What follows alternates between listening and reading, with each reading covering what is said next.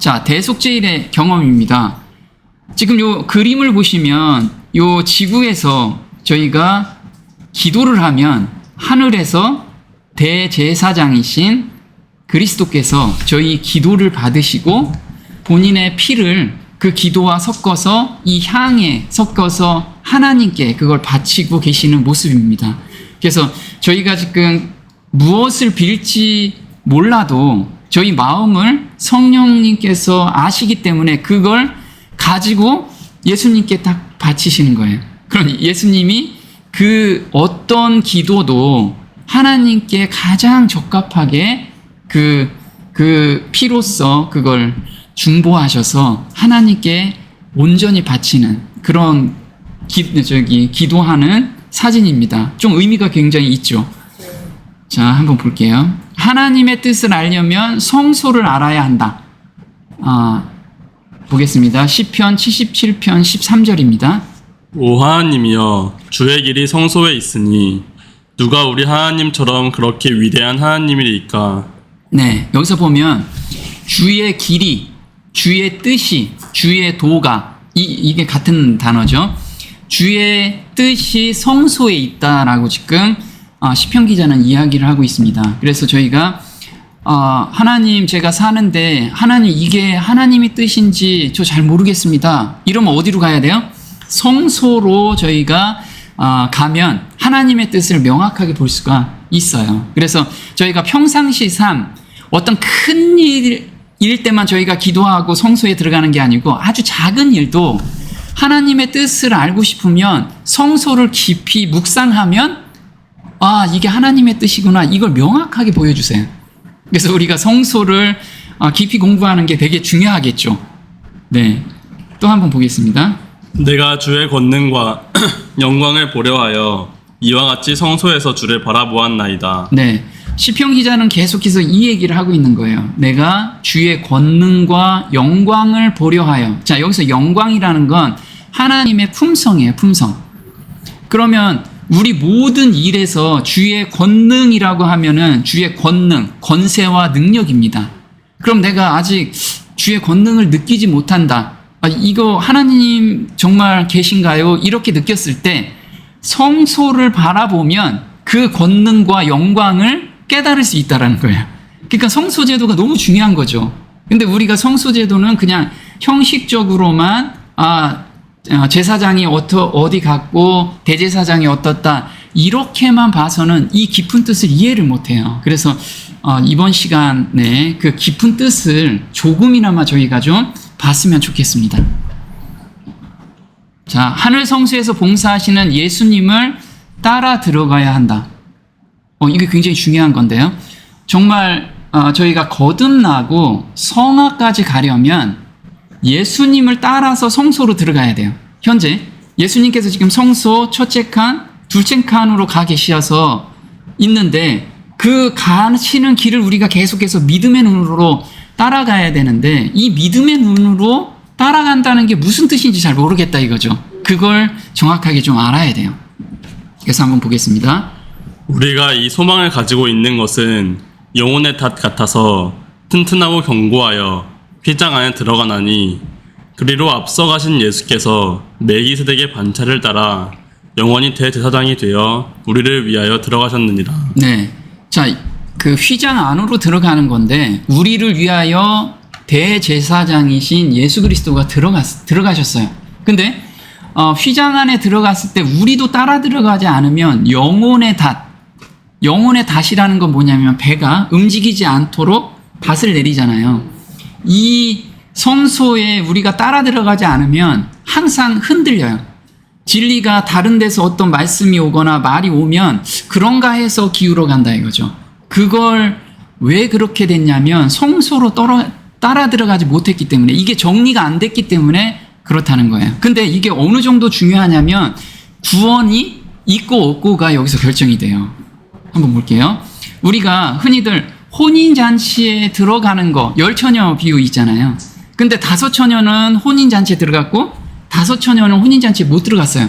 근데 여기 밑에 보면 모든 사람들은 다 혼인잔치에 들어가는 자로 표상됐는데 어떤 사람? 믿음으로 그리스도를 따라가는 자, 성소를 따라가서 그걸 이해하지 못하는 자들은 혼인잔치에 들어갈 수가 없는 자래요. 그러니까 이거 엄청난 중요한 일이죠. 한번 읽어보겠습니다. 비유에 의하면 홍인 잔치에 들어간 사람들은 등뿐만 아니라 그릇에 기름을 준비한 자들이었다. 성경에서 진리의 지식을 얻은 사람들은 또한 성령과 하나님의 은혜를 가지고 있었다. 그들은 하늘 성소에 관한 진리와 구주의 봉사의 변동을 깨닫고 믿음으로 하늘 성소에서 봉사하고 계시는 그분을 따라갔다. 또한 성경의 증거를 통하여 같은 진리를 받아들이고 그리스도께서 마지막 중보의 일을 행하시고 그 일을 필요하실 때 그의 나라를 받으시기 위하여 하나님 앞으로 들어가실 때 믿음으로 그리스도를 따라가는 모든 사람들은 다 그 혼인잔치에 들어가는 자들로 표상되어 있다. 네, 보면 성경에서 진리의 지식을 얻은 사람들은, 자, 우리가 지금 진리의 지식을 얻었어요. 또한 성령과 하나님의 은혜를 가지고 있었어요. 우리 다들 이거 가지고 있죠. 성령과 하나님의 은혜를 우리가 조금씩 다 맛보고 있어요. 그런데 그들은 하늘 성소에 관한 진리와 구주의 봉사의 변동을 깨닫고, 요걸 깨달아야 되는 거예요. 하늘 성소에 대한 진리, 하늘 성소에서 지금 뭐 하고 계시는지 그 진리를 우리 삶에서 적용하라는 거예요. 그러니까 머릿속으로 그런 게 있어가 아니고, 우리 그래서 히브리서 그냥 깨닫고 있잖아요. 많이 들었어. 근데 그게 왜 생활에 적용이 안 되냐면 그게 내 가슴에 아직 경험으로 일어나지 않았기 때문에. 그래서 여기서 지금 보면 진리와 구주의 봉사의 변동을 깨닫고, 그런 변동을 깨닫는 거라는 건 뭐냐면 그리스도께서 십자가에 못 박히시고 성소 첫째 칸에 가셨고 그 다음에 변동이 됐어요. 성소 두째 칸에 들어가셔서 하시는 일이 무엇인지 제가 경험을 해야 된다는 거예요. 그래서 믿음으로 하늘 성소에서 봉사하고 계시는 그분을 따라갔다. 그래, 따라간 자들만 경험을 할 수가 있다는 거예요. 그래서 한번 볼게요. 자, 여기서 보면 저 위에 우리가 이 소망을 가지고 있는 것은 영혼에 닿았다고 말을 해요. 그럼 이 소망이 무엇인지를 알아야지 영혼에 다시 깊이 박히겠죠. 예, 이게 필요한 거예요. 어떤 소망인지 한번 보겠습니다. 자, 계속해서 같은 죄를 범하는 것은 새 마음을 받지 못했기 때문이다. 이거예요. 우리가 회개하고 자복하고 하나님께 다 드렸어요. 그 다음에 용서의 경험도 해. 그런데 얼마 시간이 또 지났는데 또 같은 죄를 져요. 우리가 그런 습관적인 죄들이 계속 짓잖아요. 이 습관적인 죄를 계속 짓는다는 건 무엇이냐면 성소 둘째 칸의 경험을 못하고 있다는 거예요. 아직 하나님께서는 그것까지 우리한테 지금 경험을 주시겠다고 약속하고 계세요. 그게 뭐냐면 새 마음을 주겠다는 약속. 네, 그래서 즉 속죄소 위에 피를 뿌려 율법의 요구를 충족하는 경험을 우리한테 주신다고 했는데, 이번 시간 공부하면서 그 경험이 무엇이라는 것을 우리가 머릿속에 좀 인식하고요, 그걸 달라고 기도하고 간구하면 확실히 주세요. 확실히. 그러니까 우리가 정말 죄에서 자유함을 느낄 수 있는 것을 주실 수 있기 때문에 요번에 좀 집중해서 좀 들어주셨으면 좋겠어요. 한번 보겠습니다. 또 주께서 이르시되 그날 후에 내가 이스라엘 집과 맺을 언약은 이것이니 내 법을 그들의 생각에 두고 그들의 마음에 이것을 기록하리라. 나는 그들에게 하나님이 되고 그들은 내게 백성이 되리라. 네, 히브리서 8장 10절인데요. 무엇이라고 지금 약속을 하셨냐면 내 법을 그들의 생각에 두고 그들의 마음에 이것을 기록하리라, 이렇게 이야기했어요. 그럼 우리가 흔히들 지금까지 좀 그래도 말씀을 읽고 따라가려고 또 경험도 있고 이렇다 이거죠. 그런데 이 뜻은 뭐냐면 하나님하고 내 뜻이 온전하게 합해지는다는 의미예요. 그러면 우리가 계명, 십계명은 어디에 가 있죠? 성소 둘째 칸에, 지성소 안에 들어가 있죠. 그러면 지성소 안에 이 이야기는 더 이상 우리가 반복되는 죄에서 벗어나게 해주겠다는 이 약속, 요거라는 거예요. 좀 한번 볼게요. 같은 죄를 범하는 것은 그것이 좋기 때문이다. 아무리 기도해도 변화가 안 되는 것은 싫어하는 마음으로 바꿔달라는 간절한 기도가 필요한 시점이다. 하나님의 변치 않는 약속이 바로 새 마음으로 바꿔줘서 죄를 미워하고 죄를 안 짓게 하는 새 마음으로 바꿔주시겠다는 약속이다. 대속죄일의 경험을 해야만 하나님의 백성으로 혼인잔치에 들어갈 수 있는 슬기로운 처녀가 될 수 있다. 네, 지금 되게 중요한 이야기를 하고 있죠. 뭐냐면 대속죄일의 경험을 해야지만 슬기로운 처녀로 들어갈 수 있다라는 거예요. 그럼 이 경험을 어떻게 받았는지 한번 하나씩 볼 거예요. 어떻게 하는 것이 믿음의 눈으로 하늘 성소 봉사를 따라가는 것인가? 자, 새 천사의 기별을 오늘 실천하는 것이 따라 들어가는 거예요. 한번 볼게요. 새 천사 기별, 믿음으로 말미암는 의의 핵심은 대제사장 예수께서 지성소에서 행하시는 심판이다. 첫째 천사는 그의 심판하실 시간이 이르렀기 때문에 하나님을 두려워하고 그에게 영광을 돌려야 한다고 선포한다. 그래서 우리는 하늘과 땅과 바다와 물들의 근원을 만드신 이를 경배해야 한다. 그러므로 새 천사의 기별이 선포되는 시대는 심판의 시대이며 심판의 시대를 살아가는 모든 사람은 심판에 합당한 삶을 살아야 한다. 심판에 합당한 삶이란 대제사장이신 예수님을 깊이 생각하고 대제사장이신 예수님을 따라 휘장 안으로 들어가며 믿음의 주요 또 온전케 하시는 이인 대제사장 예수님을 끊임없이 바라보는 삶이다. 이러한 삶에 필연적으로 맺히는 열매가 철저한 회개, 품성의 변화, 그리고 그리스도인의 완전이다. 네. 이거 읽어보니까 너무 부담스러운 얘기가 너무 많아. 그렇죠? 이걸 어떻게 해요? 맞아요. 우리가 할 수가 없습니다. 그래서 하나님께서 이 얘기를 해준 거예요. 제자들이 예수님께서 부활하고 승천하신 다음에 성소 첫째 칸에 올라가셨어요. 근데 제자들은 그 모습을 올라가는 것까진 봤는데 성소 첫째 칸에 들어가서 봉사하시는 건 못 봤죠. 근데 믿음의 눈으로 따라 들어갔어요. 근데 그 믿음의 눈으로 따라갔다는 게 어떤 거냐면 저희한테 주신 기별이 이 새 천사의 기별인 거예요. 우리 지금 정노의 계단 배우고 있잖아요. 그게 정노의 계단 1장에서 6단계까지가 믿음장이죠. 그게 성소, 그게 뜰의 경험. 그래서 우리가 보이진 않지만 하나님께서는 성경을 통해서 요 경험을 하는 것이 뜰의 경험이고 여기까지 경험하는 것이 성소 첫째 칸의 경험이고 여기까지 경험하는 게 성소 둘째 칸의 경험이다. 이걸 우리한테 이제 알려주신 거예요. 그게 바로 새 천사의 기별이죠. 그래서 우리가 첫째 천사의 기별, 둘째 천사의 기별, 셋째 천사의 기별을 따라서 삶에서 이걸 적용하면 이게 뜰에서 경험, 그 다음에 첫째 칸 기별, 둘째 칸 경험, 이거를 이제 알 수 있다라고 말씀을 해주시는 거예요. 그게 믿음의 눈으로 따라 들어간다는 뜻이에요. 우리가 왜 저한테는 그 보여주지 않으시나요?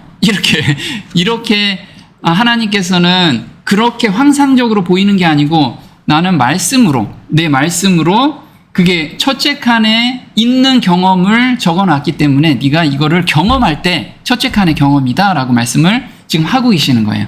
그래서 여기서 말하면 심판에 합당한 삶이란 이렇게 나왔어요. 심판에 합당한 삶이란 대제사장이신 예수님을 깊이 생각하래요. 깊이.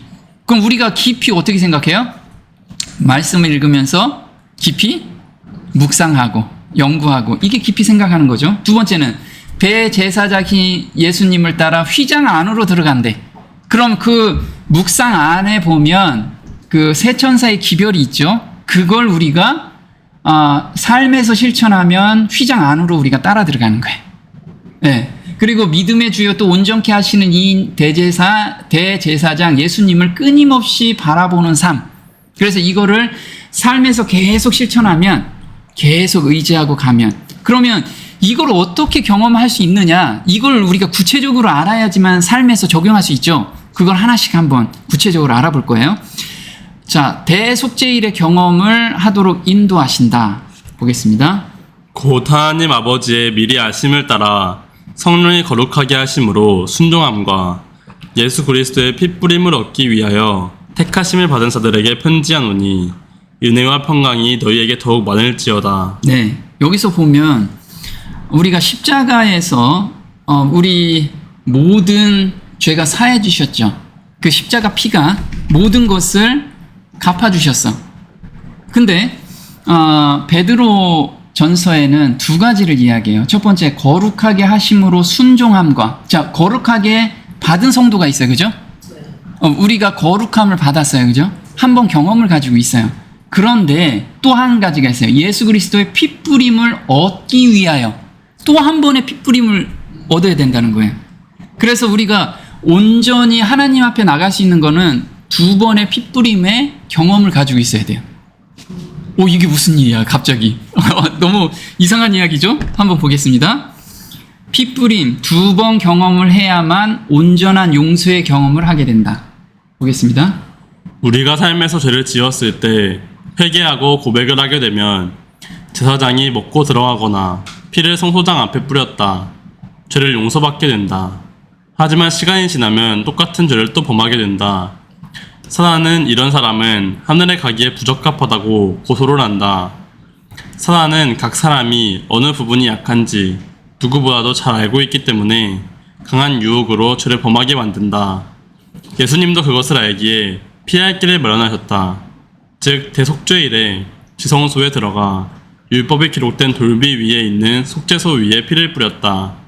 이와 같이 하여 죄인의 생명을 요구하는 율법의 요구가 충족되었다. 네, 자, 핏뿌림이 두 번 있었어요. 그죠? 첫 번째, 매일의 우리가 죄를 지면 양을 잡아서 성소에 들어갔죠. 그래서 성소 앞 휘장 앞에 그걸 뿌렸어요. 그러면 뿌리고 나서 밖으로 나와서 이제 또 생활을 해요. 근데 또 죄를 져, 같은 죄를. 그럼 또 가서 해요. 근데 이렇게 반복적으로 짓는 죄도 하나님께서 용서해 주세요. 계속 우리가 고백을 하고 회개를 하고 고백을 하면. 그런데 그렇게 계속 하다 보면 머리에 그게 계속 남아있잖아요. 죄 지은 것이 남아있어요. 근데 하나님께서는 은혜는 뭐냐면 이 죄진 기억까지 없애주기를 원하시는 거예요. 그래서 이게 대속죄일에 속죄소 위에 피를 뿌리는 행위로 그 경험을 하게 될 때 우리까지 온전한 용서가 이루어지게 되는 거예요. 한번 그 과정을 좀 볼게요. 자, 두 번의 피 뿌린 경험을 해야만 온전한 용서의 경험을 할 수 있다는 게 경험. 하나님 입장에서는 다 우리한테 용서를 해주셨는데 개인 입장에서 경험이라는 거예요. 자, 처음에 보면 여기 보면 재물이 옵니다. 재물. 죄를 졌으면 내 죄를 고백하죠. 한번 보겠습니다. 재물에 자신의 죄를 고백한다. 그 범한 죄에 깨우침을 받거든 그는 흠 없는 암염소를 끌고 와서 그 범한 죄를 위하여 그것을 예물로 삼아 그 속죄제 희생에 머리에 안수하고 그 희생을 번제소에서 잡을 것이요. 네, 레위기 4장 28절 29절에는 내가 죄를 졌으면 그 죄를 흠 없는 암염소를 끌고 와서 거기에 안수하고 그 다음에 그 희생 제물을 번제소에서 잡으라고 이야기를 하고 있어요. 그래서 이 번제단에서 잡는 거죠. 자, 번제단에서 담으면 제사장은 한번 읽어보겠습니다. 제사장은 손가락으로 그 피를 찍어 번제단 뿔에 바르고 그 피 전부를 단 밑에 쏟고 단 위에 불살라 여호와께 향기롭게 할지니 제사장이 그를 위하여 속죄한즉 그가 사함을 얻으리라. 네, 자, 레위기 4장 30절 31절에 제사장이 그를 위하여 속죄한즉 그가 사함을 얻었대요. 그럼 우리가 고하고 제사장한테 고하고 번제단에서 불이 탁 타면 사함을 얻었어. 그죠? 근데 제사장은 어디로 가는지 한번 볼게요. 자, 제사장이나 온 회중이 죄를 범했을 때는 그 피를 가지고 성소 첫째 칸으로 갑니다. 한번 보겠습니다.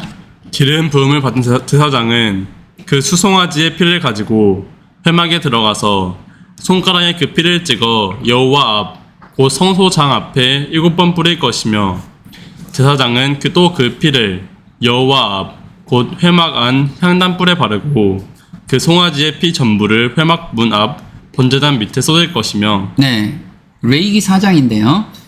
자, 제사장이나 온 회중, 이거 엄청나게 큰 죄죠. 그래서 같은 죄를 져도 빚을 많이 받은 사람한테는 하나님께서 굉장히 중하게 이거를 죄를 중하게 본다는 거죠. 그래서 기름 부음을 받은 제사장은 그 송아지의 피를 가지고 회막에 들어가서, 회막이 성소 첫째간이에요. 손가락에 그 피를 찍어 여호와 곧 성소장이라는 것은 이 회막, 성소장 앞에 몇 번을 뿌려요? 7번을 뿌린다는 거예요. 7번을. 근데 이렇게 뿌리는 과정을 이 죄인은 알아요, 몰라요? 모른다는 거예요. 그냥 들어서 아는 거지 보지는 못하죠. 여기 성소 안에 들어가면 가림막으로 막혀지니까. 그렇죠? 근데 그걸 믿음으로 보고 내가 죄사함을 받았구나. 이걸 이제 볼 수 있는 거예요. 근데 족장이나 평민이 죄를 범했을 때는 어떻게 행하는지 한번 볼게요. 제사장이 안수한 고기를 먹고 회막에 들어갔다. 죄를 위하여 제사드리는 제사장이 그것을 먹되 곧 회막들 거룩한 곳에서 먹을 것이며. 네. 자, 우리 같이 평민들 있잖아요. 평민들이 죄를 범하면 그 피를 가지고 들어가진 않아요. 어떻게 해요? 제사장이 번제단에서 죽인 그 제물을 먹었어요. 먹고 자기 몸이 들어간 거예요. 그래서 우리 죄를 가지고 성소 첫째 칸에 다 들어가는 거예요. 그래서 예수님께서 우리 죄를 온전히 가지고 들어가신 거예요. 우리 죄를 가지고 들어가서 성소 첫째 칸에 들어갔습니다. 자, 그럼 이건 매일의 죄를 이런 식으로 해요. 그러면 피가 다 어디로 가 있어요? 성소 칸에 다 들어가 있다는 거죠. 피가. 죄가, 그 다음에 이제 지성소 한번 볼게요. 지성소. 자, 1년에 한 번 대제사장이 들어갔는데 연중 고백하고 용서받은 죄의 기록을 도말한다. 이제 여기서 이렇게 계속해서 뿌렸기 때문에 이거를 도말하는 시점이 필요한 거예요. 도말하는 시점. 한번 보겠습니다. 너희는 영원히 이 규례를 지킬지니라. 7월 곧 그 달 10일에 너희는 스스로 괴롭게 하고 아무 일도 하지 말되 이 달에 너희를 위하여 속죄하여 너희로 정결케 하리니 너희 모든 죄에서 너희가 여호와 앞에 정결하리라. 네. 자, 이렇게 하면 모든 죄가 정결하게 된대요. 그동안에 여기 쌓여 있었던 죄 기록이 도말되는 거예요. 죄 기록이. 자, 그러면 또 한번 볼게요. 또 백성을 위한 속죄제 염소를 잡아 그 피를 가지고 장 안에 들어가서 그 수송아지 피로 행함같이 그 피로 행하여 속죄소 위와 속죄소 앞에 뿌릴지니. 네. 자, 대속죄일에는 무엇을 뿌려요? 속죄소 위에 피를 또 한 번 뿌려요. 마지막으로. 그러면 모든 죄에서 정결하게 되는 거예요. 그럼 피 뿌림이 몇 번이에요? 2번이라 이거. 2번. 처음에 성소에서 매일의 죄에 대한 피 뿌림이 있고, 그 다음에 1년에 한 번 전체 도말할 때 피 뿌림이 한 번 더 필요한 거예요. 도말할 때. 자, 이게 어떤 내용인지 좀 더 구체적으로 들어가 볼게요. 자, 새 마음을 받는 경험을 한 사람만이 담대하게 하나님께 나갈 수 있어요. 왜 그러냐면 우리가 죄를 범했잖아요. 근데 내가 용서를 받았어. 근데 또 죄를 졌어. 그럼 하나님 앞에 가기가 어떤 때는 좀 못 가잖아요. 우리가 마음속으로 나는 뭐 당당하게 갈 거야 하는데 마음속으로는 못 가고 있어. 그 마음까지도 하나님이 바꿔주시겠다는 거예요. 그걸 우리가 간구하라는 거야. 그러면 이루어 주시는데 우리가 그걸 간구하지 않기 때문에, 믿지 않기 때문에 거기까지 안 바꿔주시는 거예요. 그 경험을 못 하는 거예요. 한번 볼게요. 그러므로 형제들아, 우리가 예수의 피를 힘입어 성소에 들어가 담력을 얻었나니 그 길은 우리를 위하여 휘장 가운데로 열어놓으신 새로운 살 길이요, 휘장은 곧 그의 육체니라.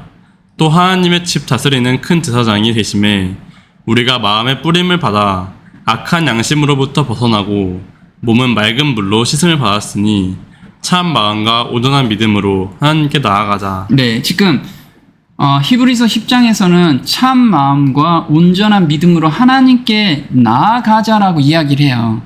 근데 내가 마음에 꺼림이 있는 가운데서 나가자 이렇게 할 수가 없잖아.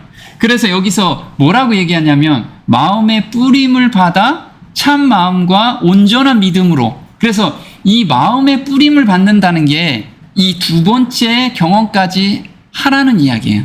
두 번째 경험까지. 한번 볼게요. 새 마음의 경험은 오늘 할 수 있다.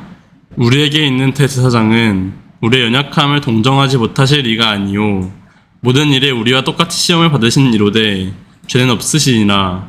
그러므로 우리는 긍휼하심을 받고 때를 따라 돕는 은혜를 얻기 위하여 은혜의 보좌 앞에 담대히 나아갈 것이니라. 네, 자, 은혜의 보좌 앞으로 간대요. 은혜의 보좌 앞으로 담대히 간대. 그걸 얻기 위해서 달라고 여기까지 가래요. 그럼 은혜의 보좌가 어디에 있을까요? 성소? 두 번째 칸, 지성소에 있잖아요. 거기까지 우리가 나가는 거야. 그래서 예수님께 약속하셨으니까 빨리 주세요. 이래야 돼, 우리가. 예수님은 그렇게 주신다는 거예요. 이걸 우리가 경험을 해야 돼. 한번 볼게요. 온전케 하시는 예수를 바라보자. 새 마음으로 바꿔주시는 예수를 바라보자는 거예요. 믿음의 주요 또 온전하게 하시는 이인 예수를 바라보자. 그는 그 앞에 있는 기쁨을 위하여 십자가를 참으사 부끄러움을 개의치 아니하시더니 하나님 보좌 우편에 앉으셨느니라. 너희가 피곤하여 낙심하지 않기 위하여 죄인들이 이같이 자기에게 거역한 일을 참으신 일을 생각하라. 너희가 죄와 싸우되 아직 피 흘리기까지는 대항하지 아니하고. 네, 히브리서 12장인데요. 믿음의 주여 또 온전케 하시는 이인 예수를 바라보자. 이렇게 나왔어요. 여기서 온전케 하시는 이래요. 그럼 우리가 불안하게 계속해서 마음에 가지고 있는 상태가 온전한 상태가 아니잖아요. 그 온전한 상태까지 이끌어주시는 예수를 바라보자는데 어디까지? 우리가 죄와 싸우되 아직 피 흘리기까지 대항치 않았대요. 이건 뭐냐면 내가 죄가 들어오면 내가 안 지려고 해요. 그게 아니고 하나님, 예수님 약속하셨으니까 저 새 마음으로 바꿔주세요. 여기까지 우리가 피 흘리기까지 간구하라는 거예요. 계속. 그럼 바꿔주신다는 거예요. 그 다음에 행동이 나온다는 거예요. 그 다음에. 한번 볼게요. 반복되는 죄를 싫어하는 마음으로 바꿔달라고 매일 예수님께 기도하고 믿음으로 일어서면 대속죄의 경험을 하게 된다는 약속이라는 거예요. 근데 이 약속은 언제 주셨냐면 창세기 3장 15절에 주셨어요. 한번 읽어볼게요. 내가 너로 여자와 원수가 되게 하고 내 후손도 여자의 후손과 원수가 되게 하리니. 네, 보면 누가 해준대요? 내가 누구예요? 하나님께서 해주신다는 거예요. 자, 죄를 싫어하게는 하는 마음을 주시겠다는 하나님의 약속, 이 약속을 우리가 믿어야 된다는 거죠. 그럼 어떻게 믿는지 한번 볼게요. 우리에겐 의지력과 선택력이 있어요. 자, 한번 의지력과 선택력이 무엇인지 볼게요. 많은 사람이 어떻게 다 자신을 하나님께 바칠 수 있을까? 라고 묻는다. 자신을 그분께 드리기를 원하지만 그들의 도덕적 능력은 약하다. 그들은 하나님을 의심하고 죄악적인 습관의 지배를 받고 있다. 그들이 하는 약속은 썩은 동아줄 같아서 쉽게 끊어진다. 그들은 자신의 생각과 욕망을 지배할 수 없다. 스스로 한 약속을 지킬 수 없으므로 자기에 대한 확신을 잃어버리고 그들의 진심만으로도 의아하게 된다. 급기야 하나님께서 봐주시지 않으리라는 감정에 휩싸인다. 네, 보면 어떻게 나 자신을 하나님께 바칠 수 있을까? 이런 생각을 많이 하고 있죠. 온전히 바치라고 그러는데 그게 뭐예요? 잘 모르겠어요. 이게 우리 솔직한 마음이라는 거죠. 근데 어떤 때는 그런 거예요. 나 이 죄에서 이제 더 이상 짓고 싶지 않습니다. 그래서 의지로서 내가 앉아 이제. 예를 든다면 드라마를 계속 보는데 나 드라마 끊고 싶습니다. 하나님 오늘 이제 안 볼 거예요. 하고 자기 강한 의지로 했어요. 근데 이게 한 3일, 4일 갔어. 좀 지나면 또 보고 싶잖아. 그게 바로 그들이 하는 약속은 썩은 동아줄과 같아서 쉽게 끊어진다는 게 이거 가지고는 안 된다는 거예요. 이건 가지고. 만약에 이렇게 자기가 죄와 계속 싸우게 되면 계속 패하잖아요. 사단은 우리보다 몇천 배 똑똑하기 때문에 우리가 어디가 약점인지 명확하게 찍어내요. 그리고 우리가 우울할 때, 야, 너 TV 한번 봐. 우울한 거 괜찮아. 이렇게 되는 거야. 그게 사단이 가장 우리의 마음을, 약점을 알기 때문에 그런 거예요. 어떤 사람은 게임을 되게 열심히 해. 근데 내가 한번 저기로 의지를 한번 끊어보겠다. 몇 번은 끊을 수가 있어요. 근데 이걸 온전히 싫어지게 하는 마음이 없기 때문에 그냥 하는 거야. 하나님은 그거 해서 너는 절대 할 수가 없다. 왜? 사단은 너보다 너무 똑똑하기 때문에 그래. 그래서 계속 그렇게 실패하다 보면 급기야 하나님께서 받아주지 않으시라는 감정에 휩싸인다 이거죠. 내가 정말 믿음이 있는 거야? 하나님 믿고 있나? 하나님이 나를 사랑하시나? 이런 의심까지 생긴다는 거예요. 이게 우리가 가지고 있는 의지력과 선택력을 잘못 활용하기 때문에 그래요. 그럼 잘 활용하는 방법이 알면 되겠죠. 그래서 선택의 능력이란 무엇인가 한번 보겠습니다. 하나님께서는 모든 사람에게 선택할 수 있는 능력을 주셨다. 우리는 우리의 마음을 변화시킬 수 없다. 우리는 우리의 힘으로 우리의 사랑을 하나님께 드릴 수 없다. 그러나 우리는 그분을 섬기기로 선택할 수는 있다. 우리는 우리의 지적인 능력을 그분에게 드릴 수 있다. 그러면 하나님께서는 올바른 길을 택하도록 우리를 도와주실 것이다. 우리의 전 존재가 그리스도의 영으로 지도를 받게 될 것이다. 우리는 하나님을 사랑하게 되고 우리의 생각은 그분의 생각과 같아질 것이다. 네, 지금 되게 애매한 이야기를 하고 있어요. 우리는 그분을 섬기기로 선택할 수 있대요. 자, 우리는 우리 힘으로 우리의 사랑을 하나님께 드릴 수도 없고 우리의 마음을 변화시킬 수도 없는데 섬기기로 선택할 수 있대요. 그리고 우리의 지적인 능력을 그분께 드릴 수 있대요. 대체 이게 무슨 얘기인지 한번 또 볼게요. 전적인 변화는 선택의 능력을 활용하는 데 있다. 선하고 거룩하게 되고자 하는 바람은 옳은 일이다. 그러나 거기에 그쳐서는 안 된다. 그런 욕망은 우리에게 아무런 도움을 주지 못한다. 많은 사람이 그리스도인이 되고자 바라고 소망하지만 잃어버린 바 될 것이다. 그들은 의지력을 하나님께 온전히 드리는 그 지점까지 이르지 않는다. 결국 그들은 그리스도인이 되고자 선택하지 않는다. 전적인 변화는 선택할 수 있는 능력을 올바로 사용함으로써 우리 생에 이르러 온다. 우리가 우리 자신을 하나님 편에 둘 때 하나님께서 우리를 붙들어 주시는 그분의 위대한 능력을 주신다. 매일 우리 자신을 하나님께 바침으로써 우리는 새 생애, 곧 믿음의 생애를 살 수 있게 된다. 네. 자, 그들은 의지력을 하나님께 온전히 드리는 그 지점까지 이르지 않는다. 이르지 않는데요. 어떤 이야기냐면 하나님 제가 더 이상 드라마를 보고 싶지 않습니다. 근데 어디까지 드리래요? 온전히 드리는 지점까지.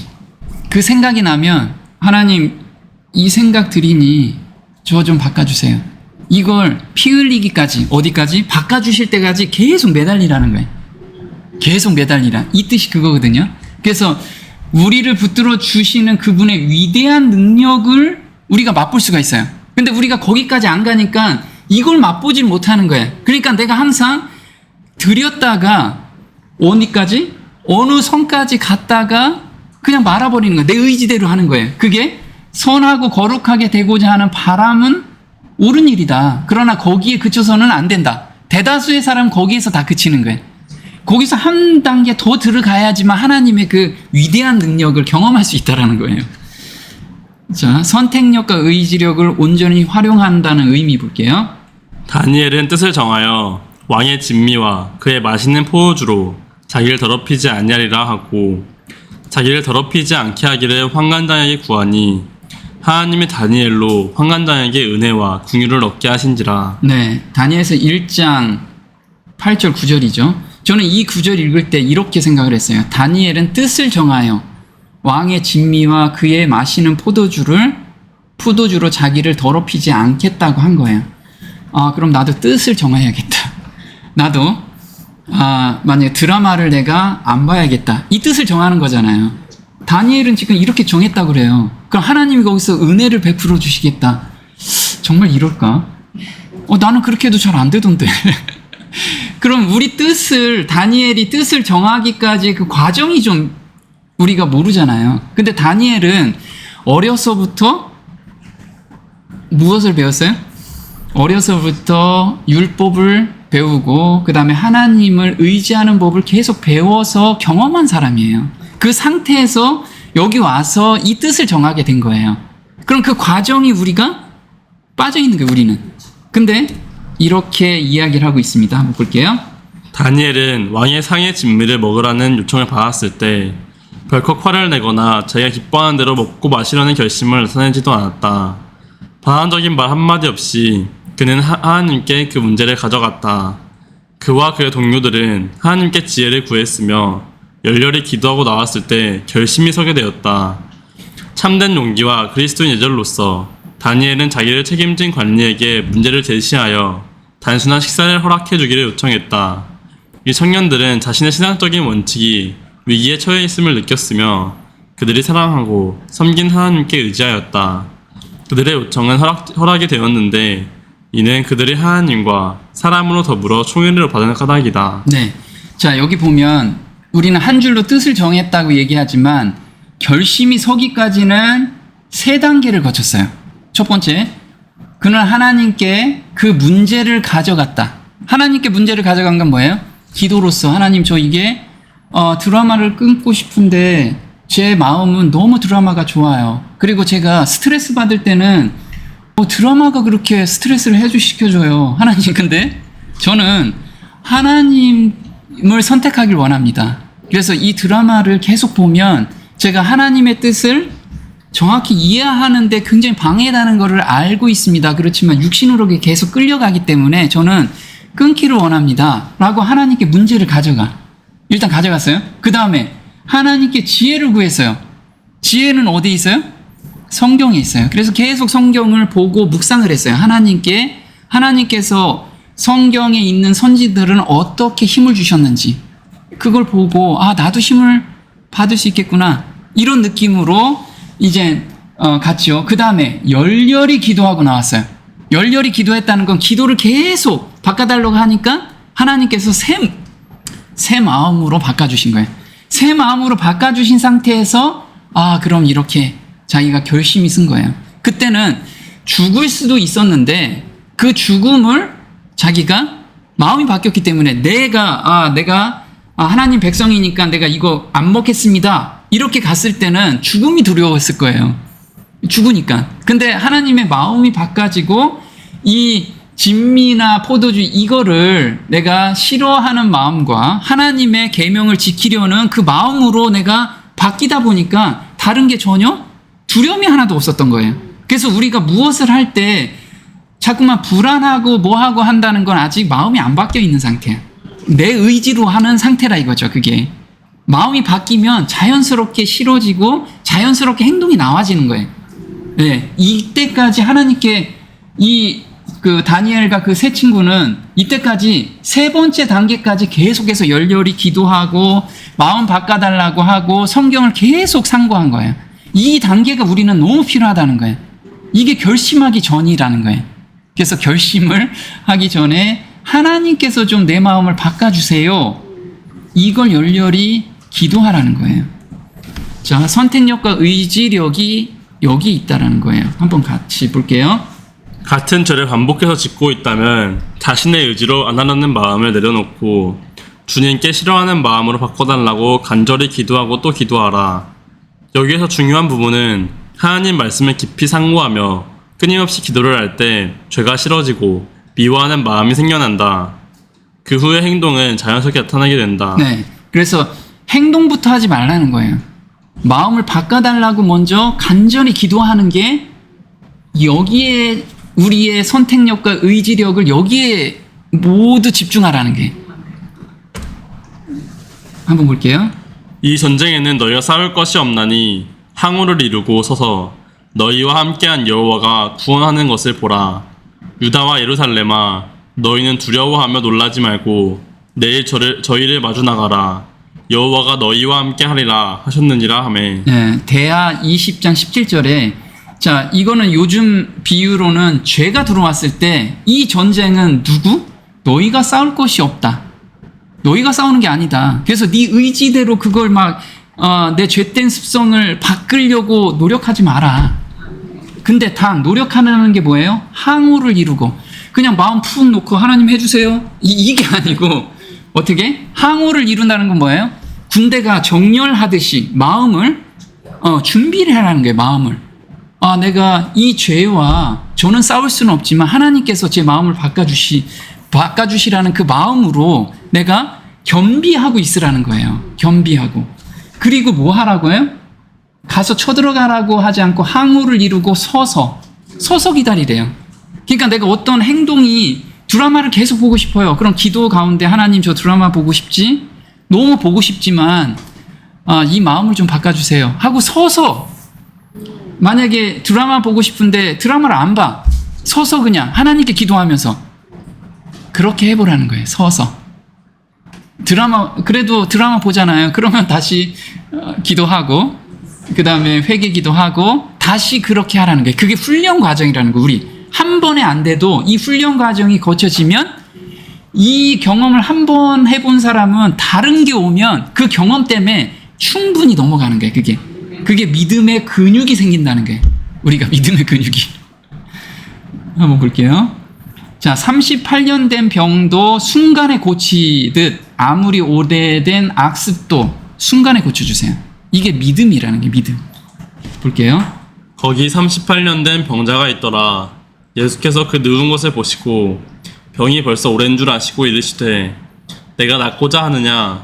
병자가 대답하되 주여, 물이 동할 때 나를 못에 넣어줄 사람이 없어 내가 가는 동안에 다른 사람이 먼저 내려가나이다.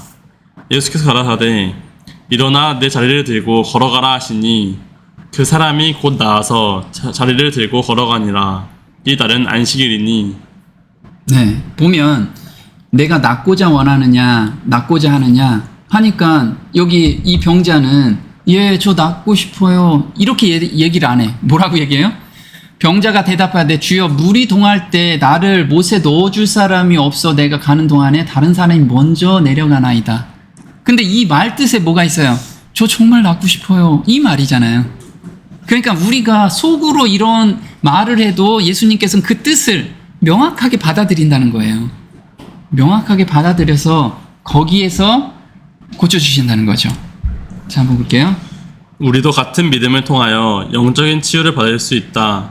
우리는 죄로 말미암아 하나님의 생명에서 단절되어 왔다. 우리의 영혼은 마비되어 있다.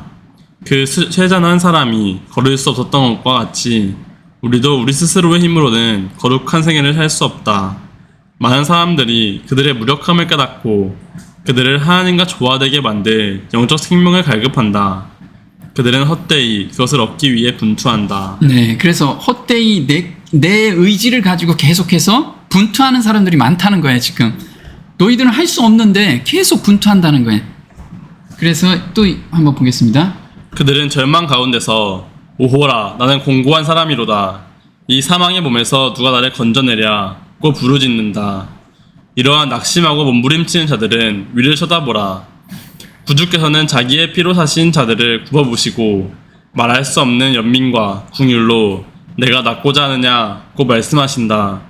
그대가 완쾌되겠다고 느껴질 때까지 기다리지 말라. 그의 말씀을 믿으라.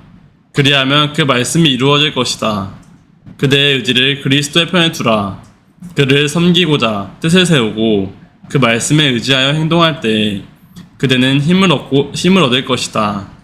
오랜 방종을 통하여 영육을 속박한 악한 행습과 강력한 정욕일지라도 그리스도께서는 능히 거기에서 구출하실 수 있으며 또한 구출하시기를 원하신다. 네, 자 보면 그대가 완쾌됐다고 느껴질 때까지 기다리지 말라. 그의 말씀을 믿으래요.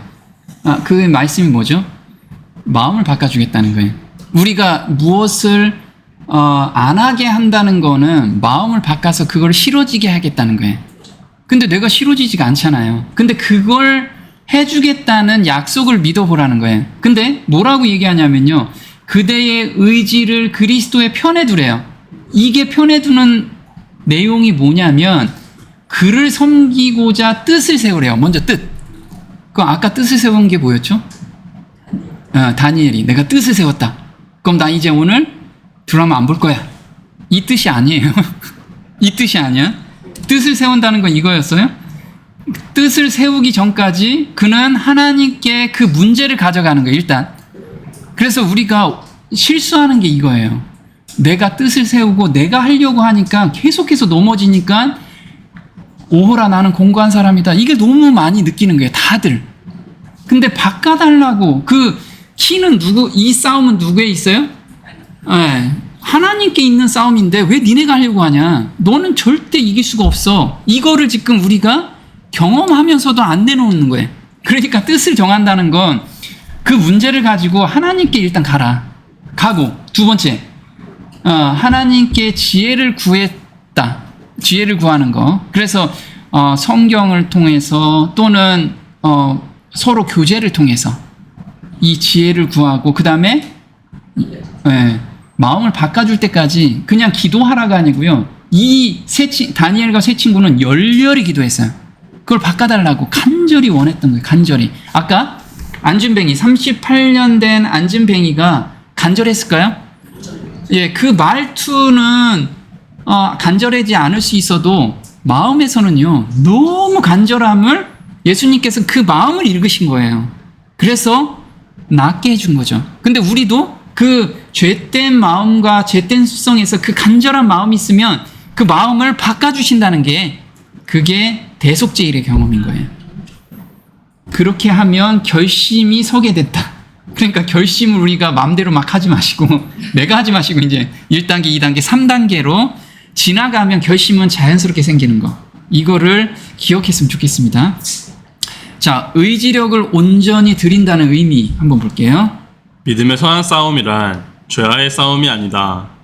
이 싸움을 예수님 중심으로 맡길 것인가 아니면 나의 중심으로 싸울 것인가 자아와의 투쟁이며 이것은 주님께 대하여 신뢰심을 두기 위한 자기 중심과의 투쟁이다. 왜냐하면 나는 내 영광을 나타내고자 하는 본성을 언제나 가지고 있기 때문이다. 내가 할 수 있다고 할 때 주님은 아무것도 하실 수 없다. 그러나 하나님의 영광을 위하여 주님께 모든 것 맡기고 조용히 기다린다면 그것은 우리로 하여금 기적적인 현실을 체험케 하신다. 불로연단한 금을 사는 것은 내가 죄와의 싸움을 그치는 것이다. 죄와의 싸움은 주님이 하시도록 신뢰하라. 이것이 예수님 중심이다. 신뢰는 그리스도와의 조용한 교제를 통하여 전진의 매 계단마다 인쳐지는 지속적인 경험이다. 네. 그래서 지금 믿음의 선한 싸움을 우리가 맨날 싸운다고 하는데 지금 많은 경우 내가 내 의지로 한번 싸워보는 경험들을 다들 가지고 있을 거라는 거죠. 그렇게 하지 말라는 거예요. 만약에 내가 조금이나마 내가 어떤 의지를 가지고 그걸 해결했어.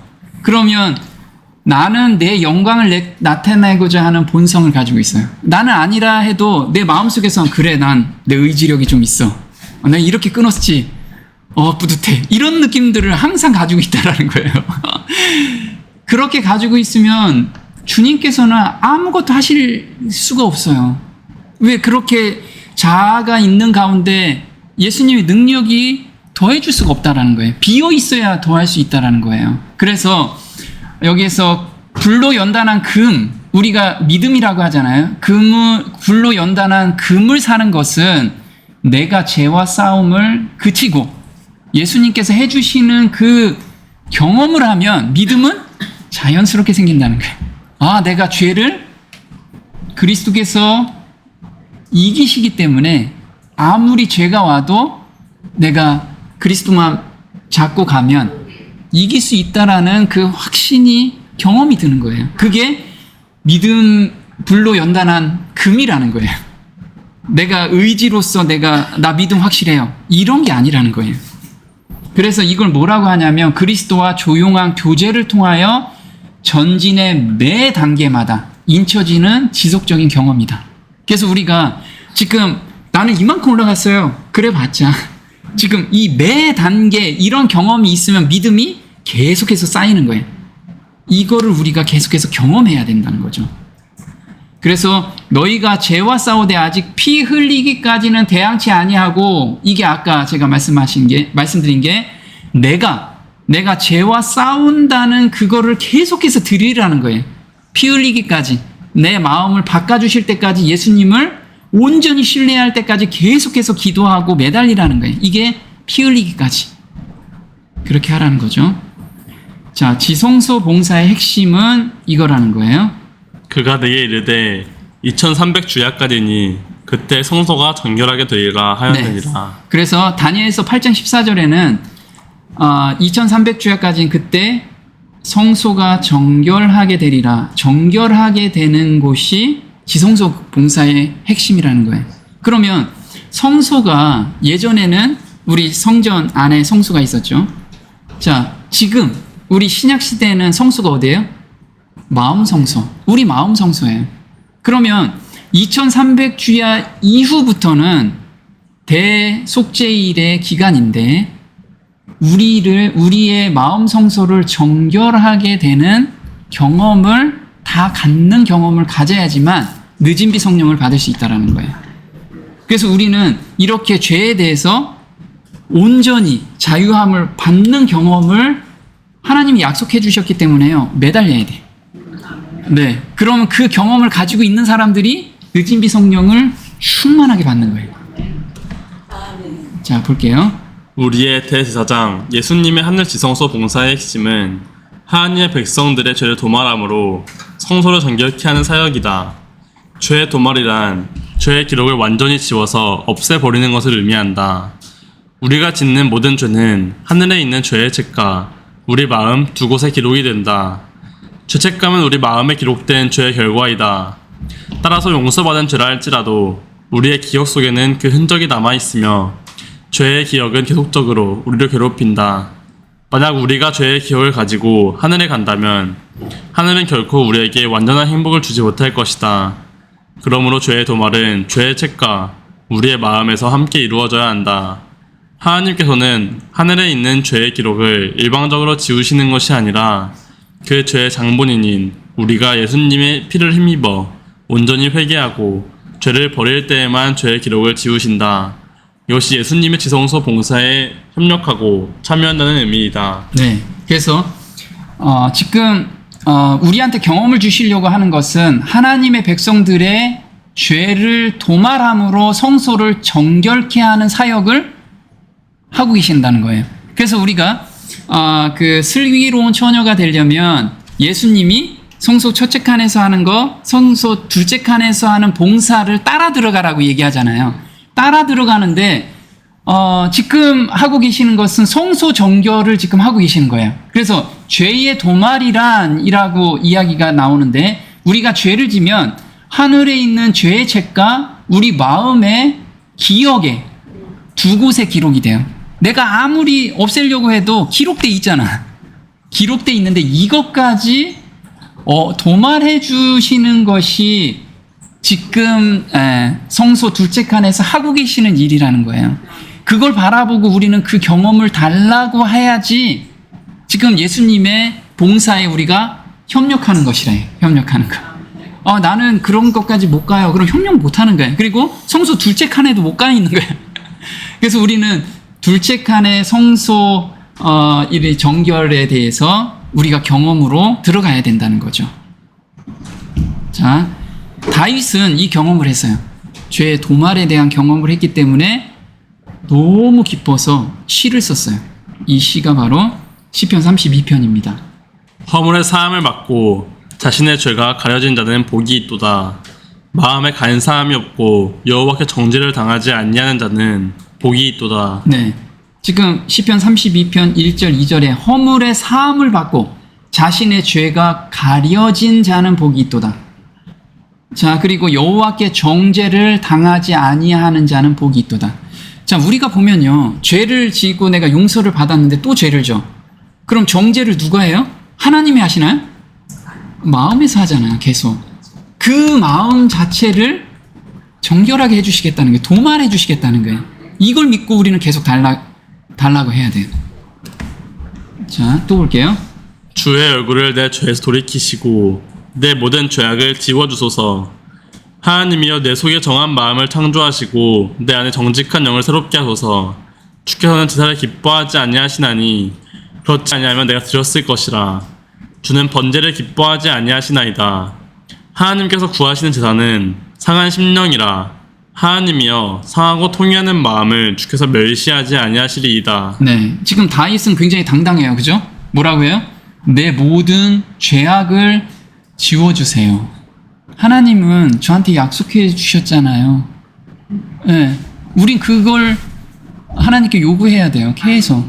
왜? 우리가 그렇게 할 수 없으니까. 근데 하나님은 그런 요구하는 성도들을 너무 기쁘게 받으세요. 그래, 내 뜻이 그거야. 이거. 그래서 다윗은 또 뭐라 그래요? 내 속에 이렇게 죄악을 지워주는 것은 내 속에 정한 마음을 창조하시고 내 안에 정직한 영을 새롭게 하소서. 한다는 건 내가 그 죄를 이제 안 싫어지게끔 그 마음을 바꿔주세요. 이렇게 당당하게 요구하고 있는 거예요. 근데 나는 그런 힘이 없습니다. 저는 하나님께 드릴 수 있는 건 뭐예요? 상하고 통회하는 마음밖에 없습니다. 하나님, 저는 이거 하기 싫어요. 너무 내 몸에서는 너무 즐거운데 하나님, 저는 하나님을 선택하기로 선택했어요. 그래서 이 마음을 좀 바꿔주세요. 이런 마음을 하나님께 드리면 하나님께서 바꿔주신다는 거예요. 그래서 다윗이 이렇게 또 씁니다. 동이 서에서 먼 것 같이 우리의 죄가를 우리에게서 멀리 옮기셨으며 아버지가 자식을 긍휼히 여긴 같이 여호와께서는 자기를 경유하는 자를 긍휼히 여기시나니 이는 그가 우리의 체질을 아시며 우리가 단지 먼지뿐임을 기억하심이로다. 네, 시편 103편인데 다윗은 이 경험을 딱 하고 나서요, 하나님께서 우리한테 보여주신 거예요. 확신을 보여주셨어요. 자, 너희 죄를 가장 먼 데다 둔다라고 말씀하신 거예요. 그러면 동이 서에서 먼데요. 가장 먼 거 뭐예요? 너희가 동이 있으면 서쪽에다 내가 놓을게, 죄를. 네가 볼 수도 없는 이거를 경험을 한 거예요. 근데 다윗은 뭐라고 얘기했냐면 아버지가 자식을 긍휼히 여긴 같이, 아버지 마음이라는 거예요, 그게. 그래서 아버지는 또 뭐라고 해요?